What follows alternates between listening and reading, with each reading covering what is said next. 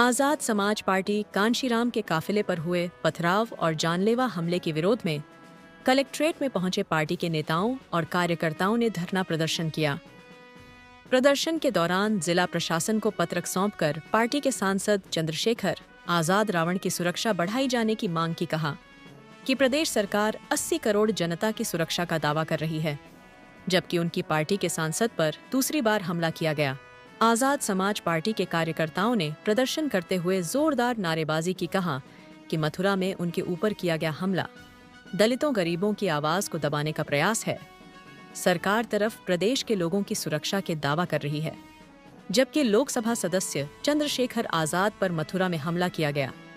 कहा कि दलित हित की बात को दबाने का प्रयास है।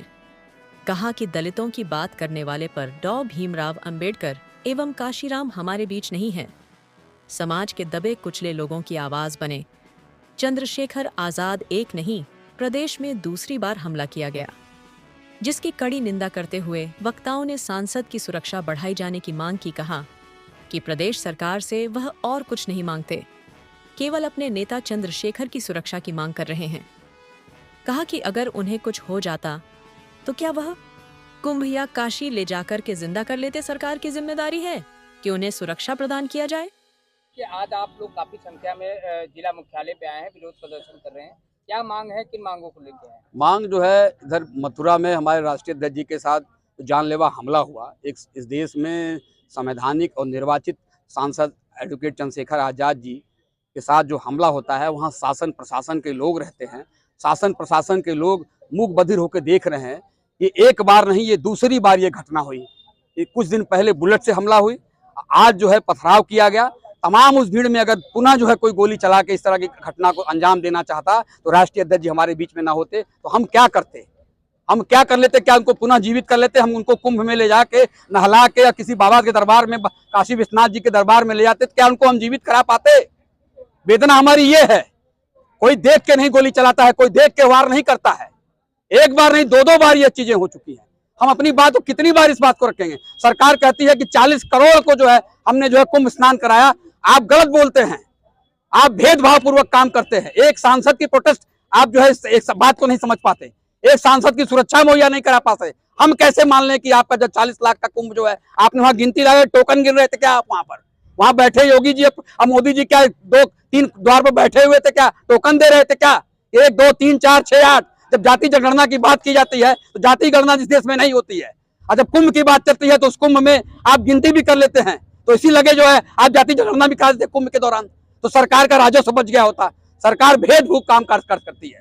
सरकार जात पात धर्म के हिसाब से काम करती है। सरकार हमारे राष्ट्रीय अध्यक्ष जी को सुरक्षा मुहैया नहीं करा सकती। एक बार नहीं, दो बार जो है हमारे राष्ट्रीय अध्यक्ष जी के साथ हमारी वेदना यही है कि उनकी सुरक्षा बढ़ाई जाए, उनकी जो है व्यवस्था में कहीं चूक ना हो, क्योंकि वो एक आम जनमानस नहीं, वो गरीबों, कमजोरों, पिछड़ों, दलितों की बात जो है इस देश में मुखर होकर अपनी बात को करना चाहते हैं। उसी बात को हम लेके यहाँ पर बीच में कलेक्ट्रेट पर बैठे हुए मिर्जापुर पर, और मिर्जापुर नहीं पूरे उत्तर प्रदेश में आज की तारीख में 3 मार्च को इस बात को लेके पूरे उत्तर प्रदेश के हर जिले में जो है राष्ट्रीय अध्यक्ष की सुरक्षा मुहैया कराने के लिए सरकार गंभीरता से इस बात को ले। हमारी यही बात है, अगर हमारी बातों को नहीं मांगा गया तो निश्चित रूप से अपने प्रदेश अध्यक्ष, अपने राष्ट्रीय अध्यक्ष जी की बातों का इंतजार हम करेंगे। और चाहे दिल्ली हो, चाहे जो है लखनऊ हो, चाहे हमको विधानसभा घेराव करना हो, चाहे संसद भवन घेराव करना हो, हम वहां पर अपनी बातों, अपने राष्ट्रीय अध्यक्ष की बात को जो है संज्ञान में लेते हुए निश्चित रूप से हम उसकी तैयारी कर रहे हैं, अगर सरकार इस बात पर गंभीर नहीं होती है तो अगला कदम क्या होगा? अगला कदम यही होगा कि हम देखना चाहते हैं कि सरकार, हमारी पार्टी, हमारे राष्ट्रीय अध्यक्ष जी को कितनी गंभीरता से लेती है। हम उनकी सुरक्षा की मांग कर रहे हैं। हम उनके लिए कोई विशेष दर्जा या कोई विशेष सुविधा की मांग नहीं कर रहे हैं।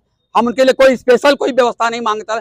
हम चाहते हैं कि इस दलित समाज, पिछड़े समाज और अल्पसंख्यक समाज की बात बना के जो है माननीय चंद्रशेखर आजाद जी सदन से और सड़क तक अपनी बात को रखना चाह रहे हैं। उस बात की सुरक्षा मुहैया कराई जाए। व्यक्ति अगर स्वस्थ और जिंदा नहीं रहेगा तो बताइए, हमारे मसीहा अगर हमारे बीच में नहीं रहेंगे तो किसको आइडियोलॉजी हम मान के अपना काम करेंगे? इतने दिन के बाद बाबा साहब भीमराव अम्बेडकर ने संविधान बनाया। बाबा साहब भीमराव अम्बेडकर हमारे बीच में नहीं है। मान्यवर काशीराम ने उस संविधान को लेके जो है बहुजन की बात को सदन तक पहुंचाया, वहां विधायक और सांसद पहुंचाया। हमारे बीच में मान्यवर काशीराम जी नहीं है।